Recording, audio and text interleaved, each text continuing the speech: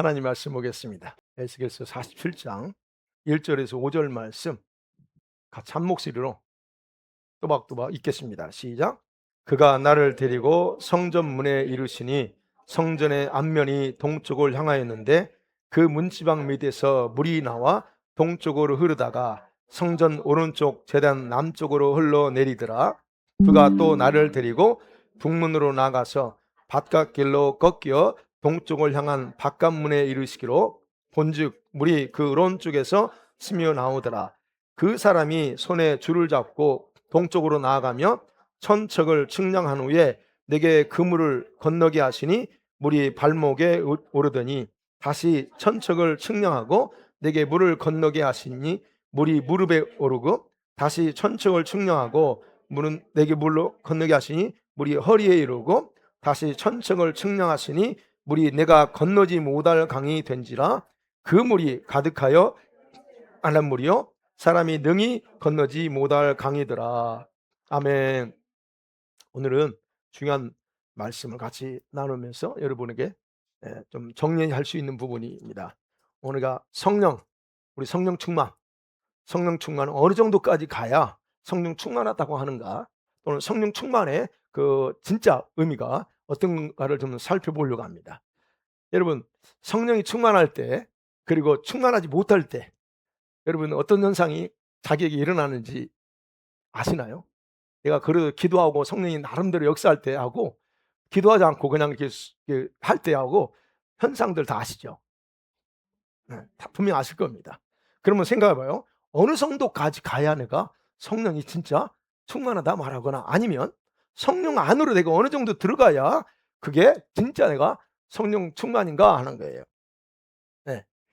성경은 우리 성도들이 성령을 적당히 받으라고 말하지 않습니다. 충분히 받으라 말합니다. 우리는 보통 충만이라는 단어를 쓰지만 헬라 말에 들으면 충분히 받으라는 얘기예요. 충만히 받으라 그런 말입니다. 그래서 이 성령 충만에 대해서 이 목회자들마다 해석이 약간씩 달라서 어떤 목사는 이 정도 안 해도 충만하고 그래서 다른 여전히 그래서 정의 어떤 것이냐라는 논란은 있지만 분명한 것은 예수님은 제자들에게 성령 충만 받으라 말하지 않았습니다. 뭐라고 했을까요? 요한복음 20장 22절에 성령을 받으라 그냥 그랬어요. 그런데 사도 바울은 말합니다. 성령으로 충분히 받으라, 충만함을 받으라 그렇게 말씀하고 있다는, 저는 잘 알고 있습니다. 그러면 그러면 성령 충만이란 뭘까? 어느 상태까지 어떤 모습을 가질 때 우리가 성령 충만하다고 말할 수 있느냐 하는 거예요. 자, 그럼 첫 번째 생각합니다. 첫 번째 성령 충만의 사전적인 뜻이 뭐냐, 단어 뜻을 한번 보려고 합니다. 헬라에서요, 충만하다, 가득하다라고 하는 뜻을 가진 단어가 몇 개가 있는데 그 중에 이 성령 충만과 자주 관련해서 사용되는 단어는 두 종류예요. 하나는 플레레오라고 하는 동사와 그다음에 형용사 플레레스라는 단어가 있고, 그다음에 플레도라고 하는 그런 동사와 함께 사용되는 핀프렘이라고 하는 단어가 있어요. 이게 두 말 다 충만하다 또는 가득하다는 그런 뜻이에요.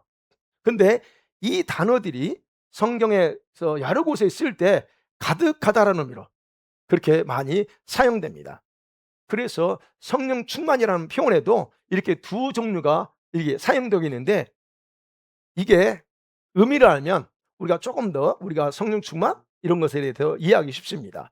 그래서 좀 제가 이해하기 쉽게 해서 오늘 이 플레로 또는 플레레스라고 하는 단어하고 플레도 여기 뭐죠? 핀프렘이라고 하는 단어, 이 단어를 중심으로서 제가 살펴보려고 합니다. 왜냐하면 어떤 곳에서는 플레레스라고 하는 단어 쓰고 어떤 곳에서는 핀프렘이라고 하는 단어를 같이 이렇게 겸해서 쓰기 때문에 그래서 그걸 살펴보려고 합니다. 첫 번째 보면 핀프렘이 또는 플레드라고 하는 단어, 이 단어는 그말로 지금 만족하다, 가득하다, 꽉 찼다라고 하는 뜻이에요.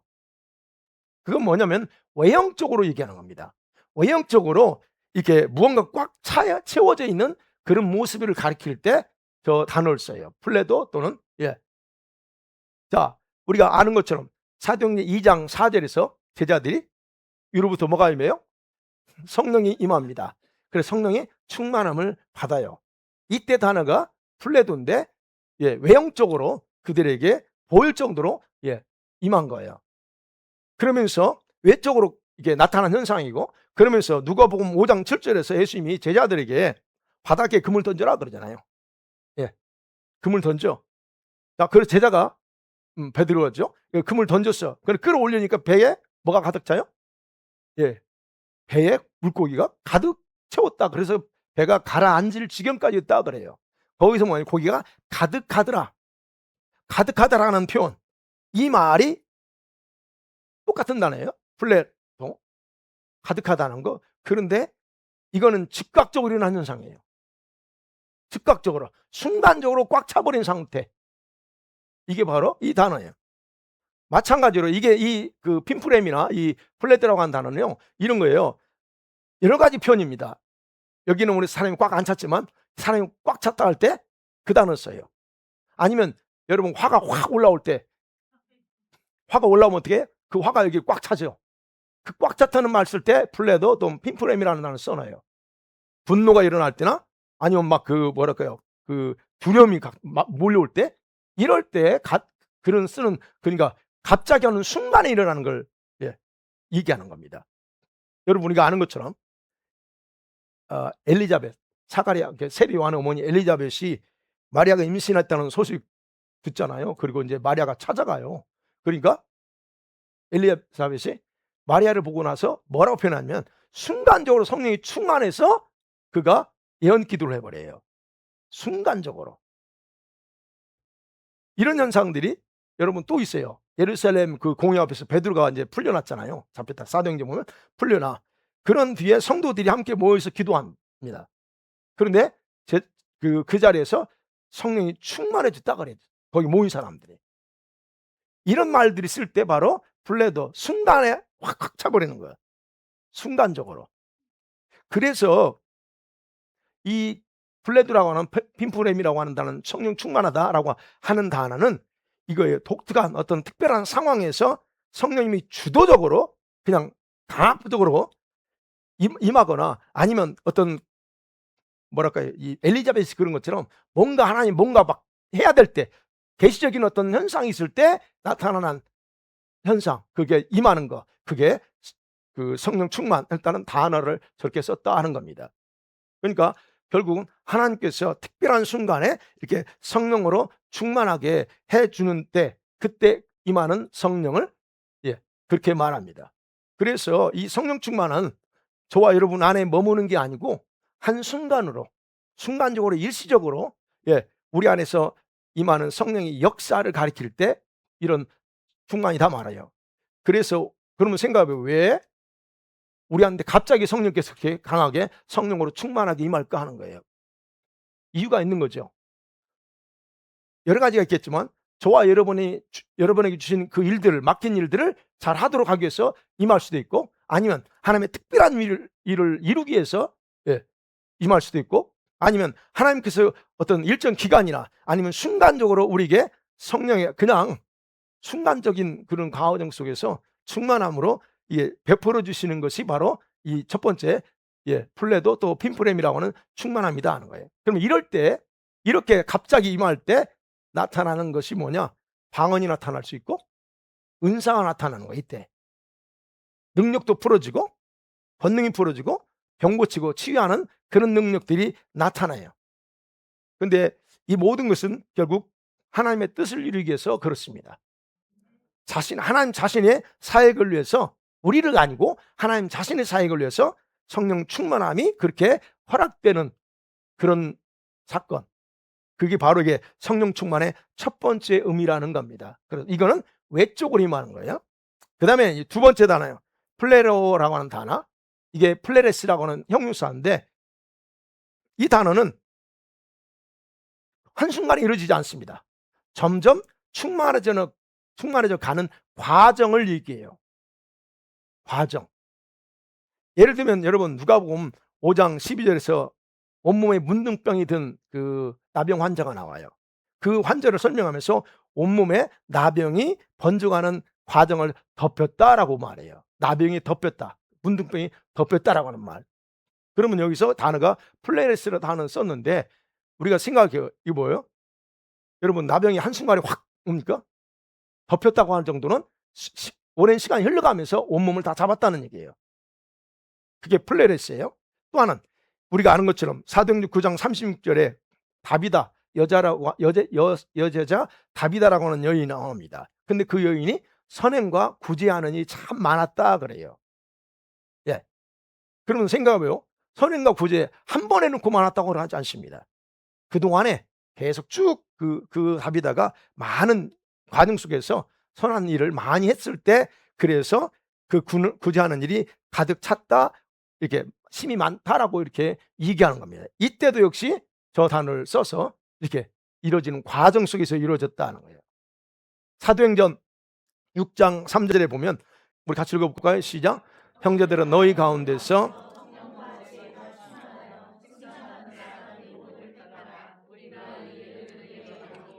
맞아요. 여기서 말합니다. 성령과 지혜가 충만한 사람을 고르래요.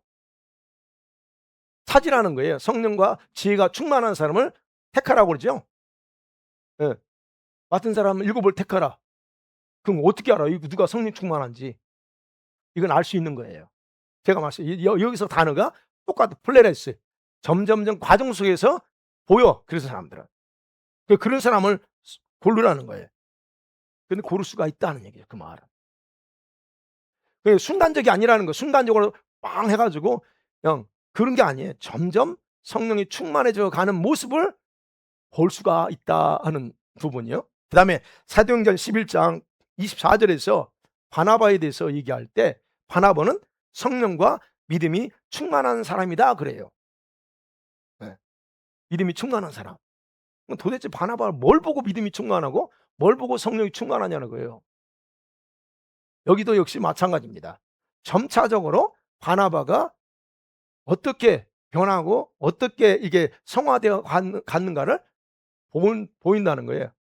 그런 과정 속에서 성령 충만을 얘기합니다. 성령이 충만한 사람. 우리가 너무 잘 아는 에베소서 5장 18절 아시죠? 술 취하지 말라? 네, 이는 방탕한 것이니 뭘 하라고요? 성령으로 충만함을 받으라 그래요. 여기서 명령인데 성령으로 충만함을 받으러 갈 때 여기 단어가 플레레스예요. 같은 단어. 근데 이게 뭐예요? 우리는 그냥 한순간에 성령 충만 받는 걸 얘기하는 게 아니고 점진적이면서 점차적인 과정 속에 성령을 충만하라는 거예요. 이 단어가. 그렇기 때문에 여러분 성령으로 충만함을 받는다라고 하는 것은 일시적인 게 아니고 이 두 번째 얘기하는 거예요. 일시적인 게 아니고 점진적인 과정을 거치면서 이루어지는 거 이게 바로 에베소 5장 18절 말씀의 성령 충만이라는 거예요.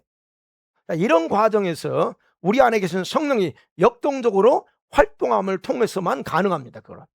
이거는 여러분 안에 계신 성령께서 역동적으로 일하지 않으면 이 5장 18절 말씀 성령 충만은 이루어지지 않아요. 이해가 되겠어요?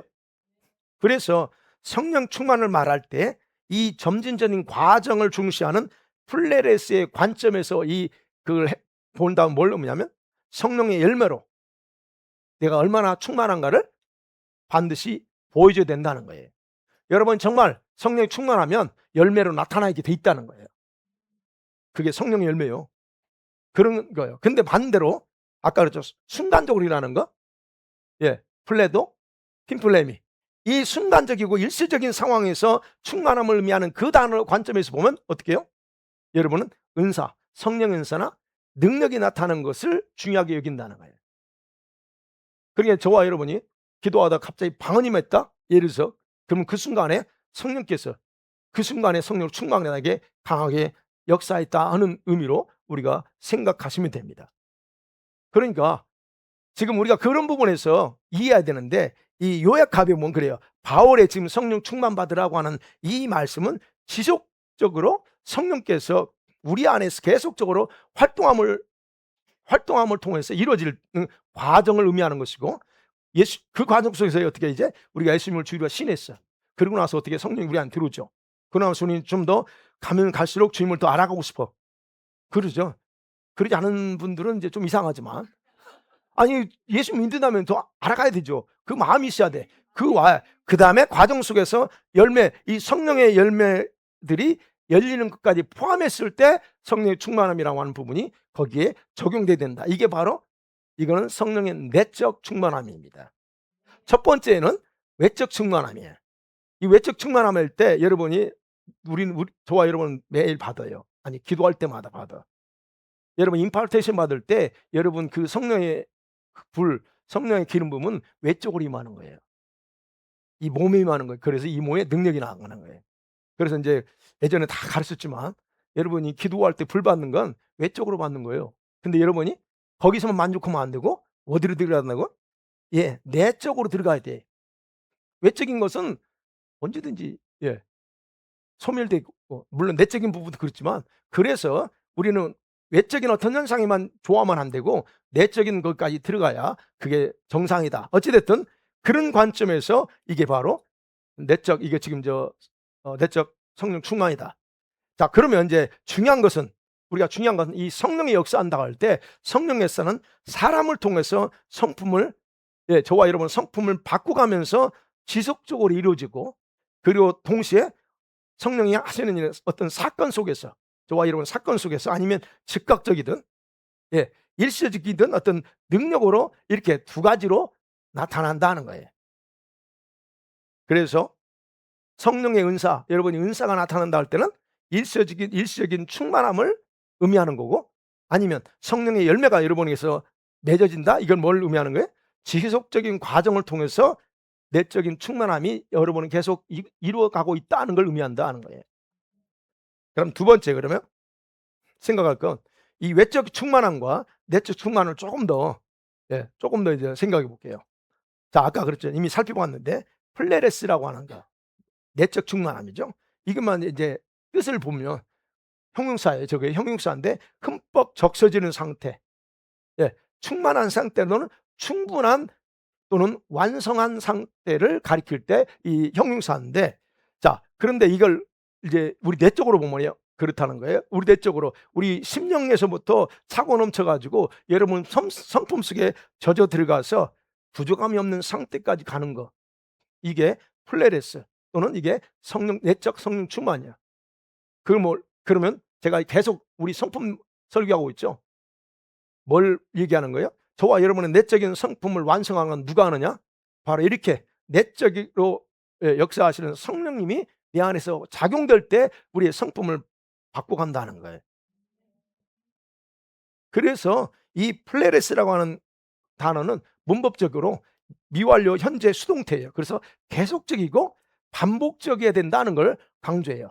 근데 아까 핀프렘이라고 하는 플레도라고 하는 이 단어는 아까 말씀드렸죠. 오순절날 성령 세례 받았을 때 그런 것처럼 위로부터 능력이 임하는 외적 충만이라고 그랬잖아요. 근데 이거는 우리가 아는 것처럼 충만하게 채워지는 상태에서 능력이 있고 즉각적인 어떤 강력한 역사를 나타내는 그런 것이고 그런데 문법 시제를 보면 단순과거 수동태예요. 단순과거 수동태. 이거면 단연적인 충만이라는 거예요. 한 번 충만이라는 거예요. 물론 한 번 충만이라는 게 뭐 일주일 갈 수도 있어요.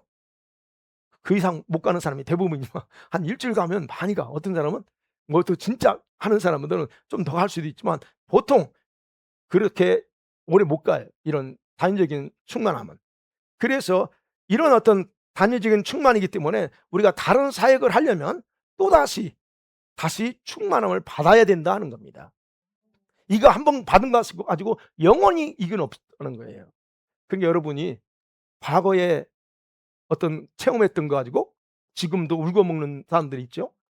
과거에 내가 어땠는데 과거는 과거예요. 그때 충만했어. 그럼 그건 그때뿐이야. 이 부분에서 정확하게 분별해야 된다. 그래서 성령 충만은 하나는 열매를 위한 내적인 역사, 또 하나는 능력과 은사를 위한 일시적인 충만. 그러면서 외적으로 드러나는 거다. 이제 정확히 다시 정리합니다. 자, 그런데 우리가 에베소 5장 18절에서 성령의 내적인 충만을 뜻하는 그 충만함을 받으라고 하는 시제는 현재 수동태 명령형이라는 거예요. 이게 중요하기 때문에 제가 이 말씀 보면 명령이에요. 우리가 현재 시자 저보다 더 문법 시제 잘 아시죠? 현재 시제는 뭐예요? 성령 충만이 이례적으로 끝나는 게 아니고 계속적으로 채워져야 된다는 거예요. 이게 현재 시제고, 그다음에 수동태라고 그래서 현재 수동태. 여러분, 수동태는 성령 충만은 내적 충만이든 이건 인위적으로 되는 게 아니다는 거예요. 누구에 의해서? 성령에 의해서 이루어지는 거라는 거예요. 그러니까 제가 늘 강조하죠. 여러분이 뭘 몸부림쳐 왔자 되는 게 아니고 성령께서 일하시도록 여러분이 허용하지 않으면 아무리 몸부림쳐도 안 된다는 거예요. 그게 성령이 하실 일이에요. 그다음에 명령령이라고 그랬잖아요. 명령은 어떻게 해요? 성령 충만은 제한적인 게 아니라는 거예요. 무슨 말이에요? 이거는 그때 사도들이나 제자들에게만 해당되는 게 아니고 오늘날 모든 그리스도인들에게 내려진 명령이다 하는 거예요. 그래서 내적 충만이든 외적 충만이든 둘 다 어떻게 해요? 능력을 행하거나 변화가 일어날 수 있어요. 그렇지만 그 후에는 어떻게 돼요? 그 후에는 능력이나 이 모든 것이 떨어질 수 있고 약해질 수 있다는 거예요. 그래서 둘 다 충만한 상태는 일시적이고 다시 재충전해야 된다는 거예요. 그러니까 우리가 늘 과거의 은혜로 살라고 생각하면 안 된다는 거예요. 어제의 은혜로 우리 오늘 살려고 하면 안 돼. 어제 은혜는 어제 끝난 거고 오늘 은혜. 그래서 아침에 하루 시작하기 전에 주님이 새 은혜 주시는 거, 그 은혜로 살라고 해야 된다는 거예요. 우리가 이제 여기서 기도합니다. 기도하면 주님이 주시죠. 그건 또 이제 우리 안에 저장되면서 내일을 위해서 쓸 수도 있죠. 그러니까 그런 부분에서 우리가 정확한 것은 우리는 과거의 은혜로 살라고 주님이 우리한테 명령하지 않는다는 거예요. 만나는 그때그때 오늘 먹을 거 오늘 줘요. 내일은 내일이야. 그러니까 우리가 그런 부분에서 정확하게 이해를 하셔야 된다는 거예요. 그래서 어제는 기도했으니까 오늘 이렇게 안 해도 돼. 어제 밥 먹었는데 뭘 또 밥 먹습니까? 어제 호흡했는데 오늘 호흡 안 해도 되죠. 성경은 정확하게 우리가 근데 우리가 이 부분에 너무 착각한다는 거예요. 기도 며칠 한두 번 해놓고 얼마나 기도 대단한 것처럼 그다음부터 또 안 해. 바쁘만 안 하고. 여러분 이 부분에 정확하게 아셔야 돼요. 그거는 그때뿐이야. 자동차 기름 제가 얘기하는 예를 들어서. 네, 그런데 그래서 어떤 학자들은 이 내적인 충만 에베소 5장 18절 이 내적 충만 플레레스를 정기적으로 충분하게 채워지는 것으로 해석을 해요. 충만이라고 하는 단어를 쓰지만 그 단어도 지만 충분하게 이런 단어를 쓴다. 이럴 때에 주님과 깊은 교제를 가질 수 있고 그게 그럴 때에 여러분과 제가 주님과의 그 상호 소통이 잘 이루어지죠. 요즘 어떠세요? 주님과 상호 소통이 잘 됩니까? 아, 아멘. 안 나오는구나. 소통이 잘 안 되시죠? 예. 될 줄 알아요. 아는지만 이럴 때 물어보면 또 대답하기가 혼자 할 것 같으니까 속으로 하지. 내 다 알아요. 하고 있어. 근데 이제 대답을 나만 하면 또 목사님도 지적할까 봐. 음. 예. 우리가 이런 어떤 게 계속 충분히 채워지면 여러분이 주님과 의사소통이 잘 되고 돼 있다고 하면 그거는 여러분이 이 충만하고 있다는 거예요. 제대로 하고 있다는 얘기예요. 그래서 플레레스라고 하는 단어는 완전하다 이거죠. 완전하다. 완전하게 하다라는 complete라고 하는 단어를 뜻하는 의미가 있어요. 그래서 여기서 말하는 완전하게 된다는 것은 부족함 없이 가득 채워진 그런 상태를 가리킨다는 거예요. 그래서 어쨌든 내적 충만과 외적 충만함을 조금 더 여러분들이 이해하실 수 있었으면 좋겠습니다. 자, 그럼 마지막으로 이제 생각해요. 이 성령 충만의 단계. 여러분 오늘 본문의 말씀은 장차요 우리가 아는 것처럼 예루살렘에 생겨날 성전과 관련된 환상이에요. 그리고 이 성전과 관련돼서 이제 영적인 이스라엘의 영적인 회복이 일어날 건데 이 회복은 어디서부터 이 상징적으로 보여주는 게 성전에서부터 일어나는데 그 성전에서 이 어떤 내용이에요? 성전 문지방에서 뭐가 흘러와요? 물이 흘러나와요. 그래서 물이 닿는 곳마다 다 주변이 다 회복됩니다. 그래서 이제 다 안 읽었지만 12절까지 보면 뭐 짐벌은 회복이 안 되지만 나머지는 다 회복돼요. 이 의미가 뭘 의미하는 거예요? 여러분 이게 바로 4단계로 지금 우리한테 보여줘요. 주변이 어떻게 회복되는가에 대한 4단계. 바로 이 과정은 뿐만 아니라 교회나 우리 성도들 개인에게 일어날 이 성령의 생명수가 흘러나갈 때 일어날 그런 어떤 영적인 현상을 의미하기도 합니다. 그러니까 여러분이 내적으로 성령이 역동적으로 활동하느냐 안 하냐의 그 단계를 여기서 우리가 확인할 수 있다는 거예요. 그런 부분에서 외적인 충만이든 예, 뭐 어떤 과정이든. 근데 이제 여기서는 사실 외적 충만보다 내적인 충만의 과정으로 생각하는 게 좋습니다. 자, 첫 번째로 그러면 우리가 보니까 발목 있어요.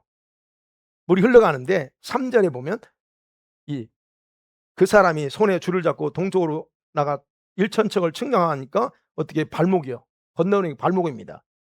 이 영적 상태의 단계가 발목 단계. 자, 이 상태에 있을 때는 뭔 의미하냐면 믿을 때에 성령이 구원의 보증으로 내주하시는 것을 가리키는 걸로 이해하시면 됩니다.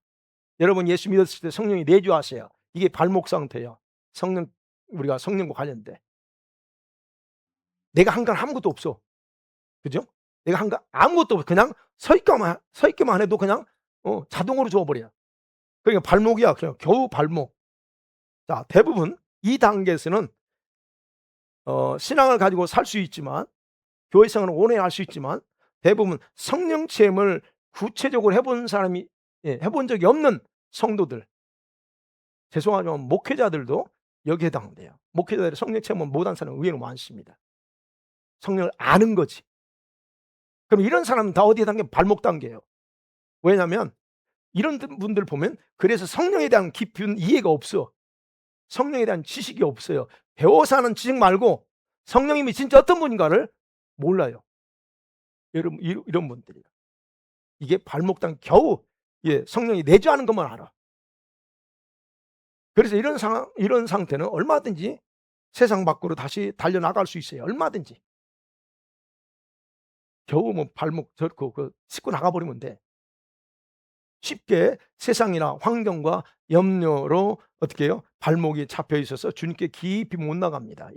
이 단계에 있는 사람들은. 많은 성도들이 바로 이 단계에 있다 하는 거예요. 안타까운 거는.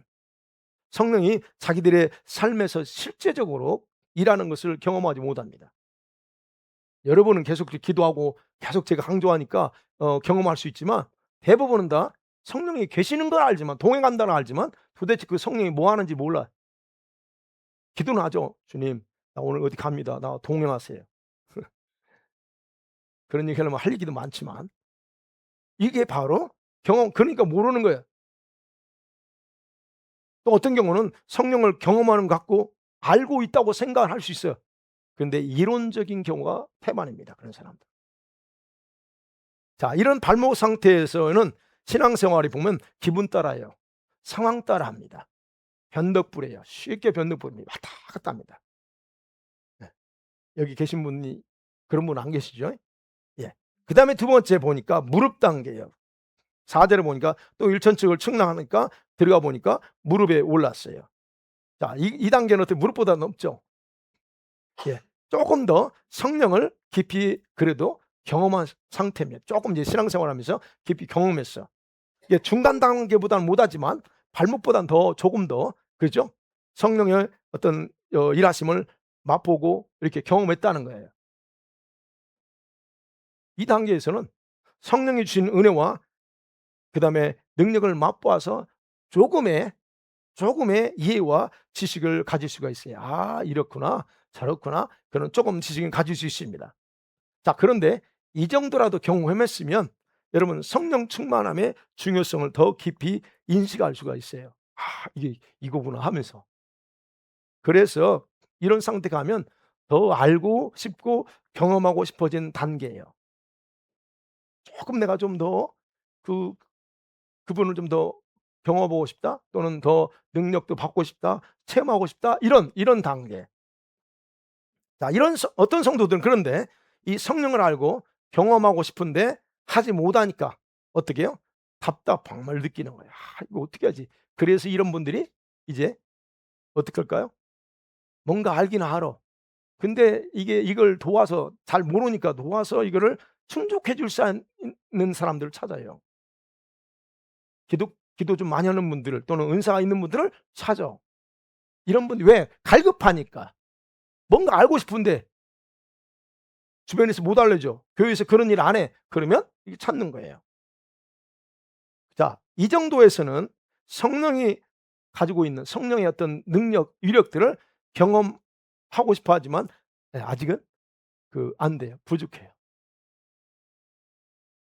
자, 이럴 때 여러분 무릎 꿇고 기도할 때 하나님께서 허락하시기 때문에 무릎을 꿇고 간구할 필요가 있어요. 내가 진짜 더 알고 싶다, 만나고 싶다, 경험하고 싶다면 이때 무릎 꿇어야 돼. 주님, 알려달라고.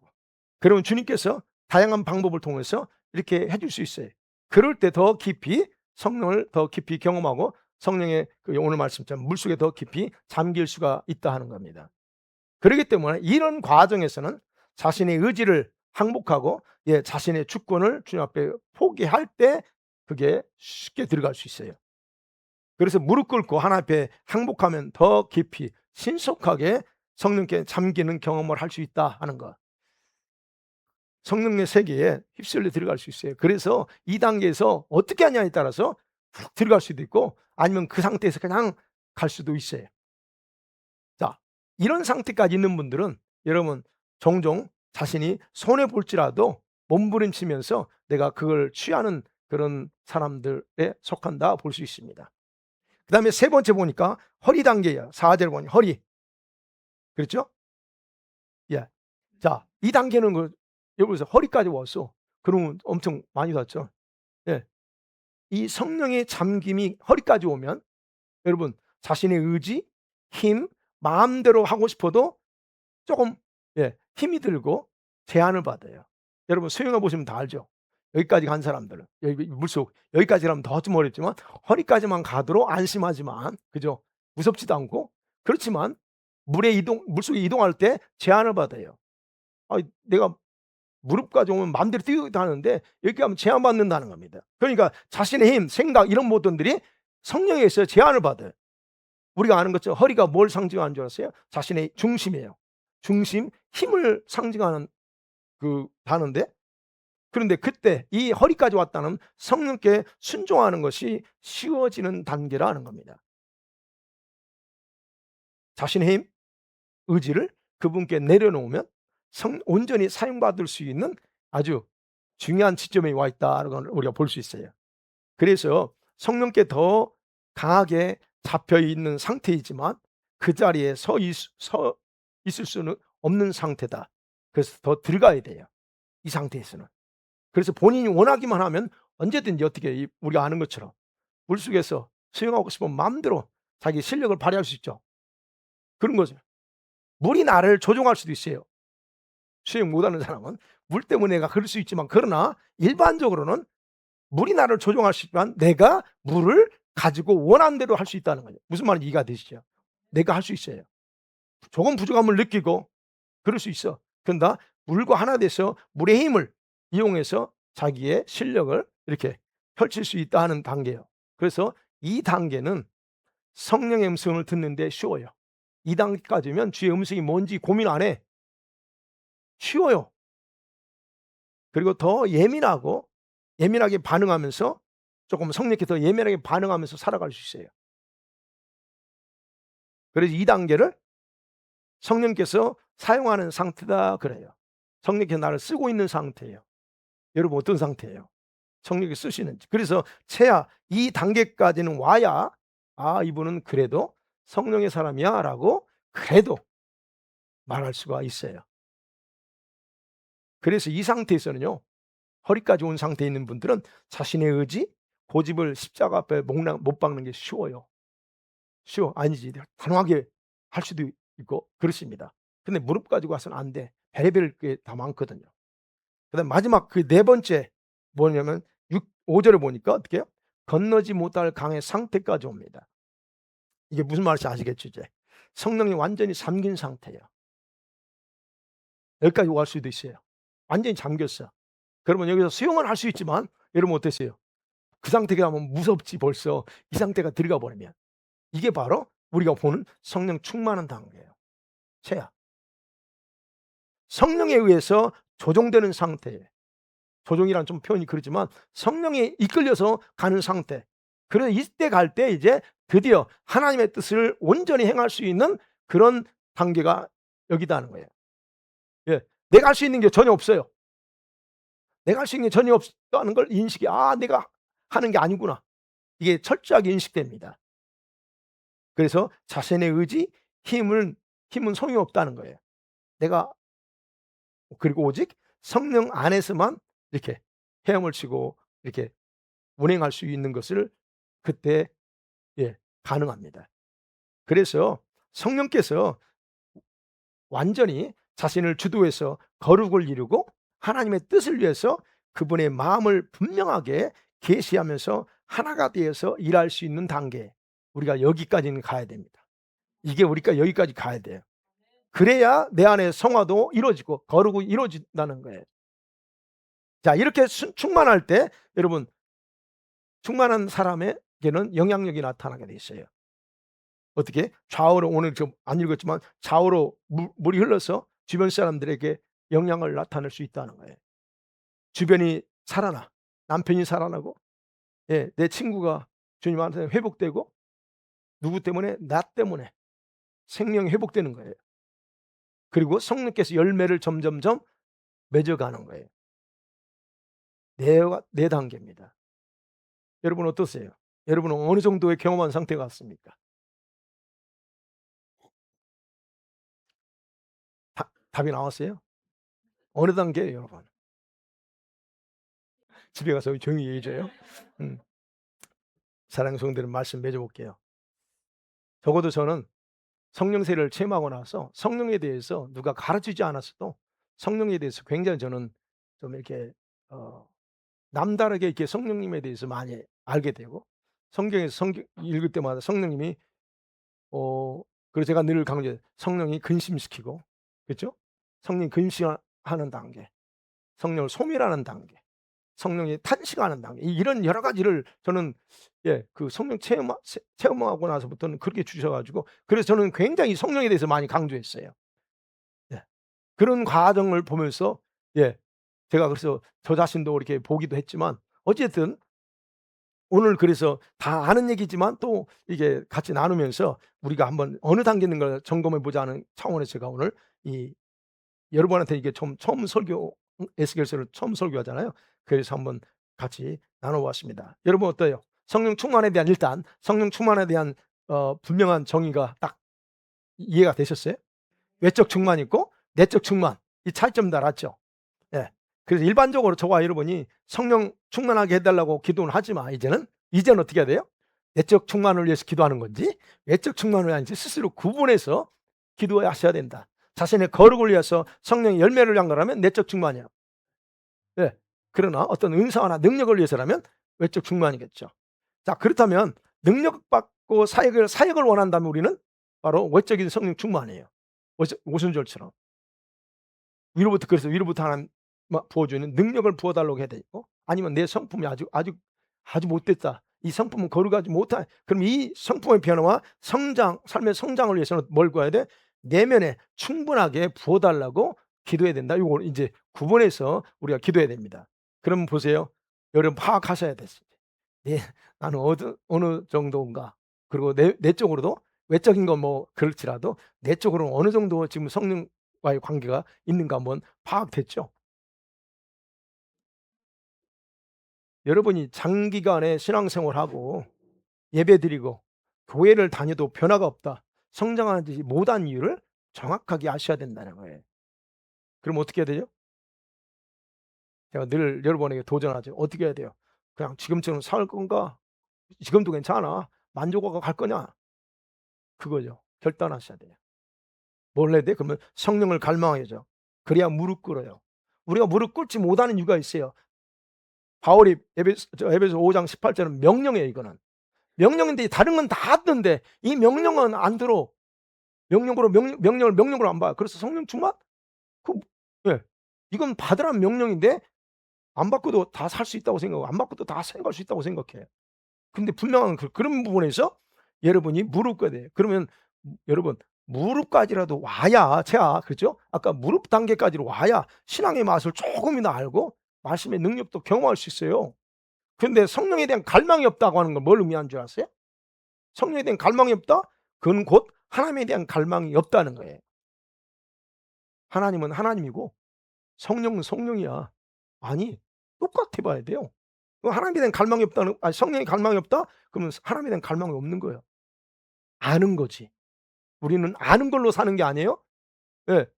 그래서 여러분과 제가 여러분의 신앙은 이게 벗어나야 되는가? 나만 사랑해 주고 위로해 주고 천국 가게 해 주면 다 되는 걸로 사는 거, 그거 예 잘못돼도 한참 잘못됐다는 거예요.